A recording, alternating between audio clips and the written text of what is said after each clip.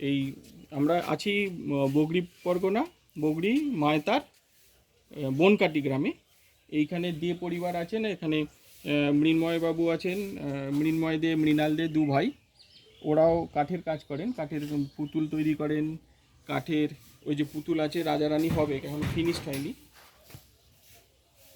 তৈরি করেন। ঢেকি,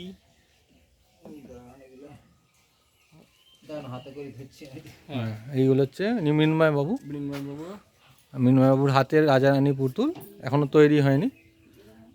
আপনি ওনার স্ত্রী নাকি? স্ত্রীর হাতে ওনার স্ত্রী হচ্ছে পালকি। পালকি। নিচে আছে ঢেকি, ঢেঁকিটা একবার চালিয়ে। ঢেকি বাচ্চাদের খেলনা, সুন্দর সৃষ্টি এবং বাংলার যে ঐতিহ্য, সেই ঐতিহ্যটা ধরা ঠিক। আছে এতে। এখানে দাঁড়িয়ে আছেন মৃণাল বাবু, উনিও কাঠের কাজ করেন। উনি অনেক গাড়ি, পুতুল এই সমস্ত তৈরি করেন। এগুলো কাটা আছে কিন্তু এখনো তৈরি হয়ে ওঠেনি, সমস্ত কিছু মার্কিং করা আছে। এইগুলো এটা কি হবে? এটা ওই পালকি টানা দিয়ে বাচ্চারা টানার গাড়ি, ও টানার গাড়ি। বালি টালি ভর্তি থাকবে। আচ্ছা আচ্ছা আচ্ছা, ওই লরির মতো টাইপ। লরির মতো করে গাড়িটা হবে, তাই তো?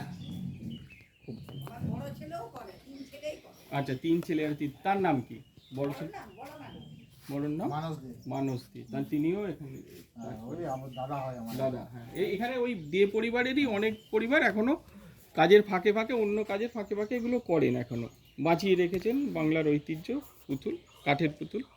তবে কতদিন টিকে থাকবে যদি বিক্রি বাটা বন্ধ হয়ে যায়, সেটাই হচ্ছে এখন চিন্তার বিষয়।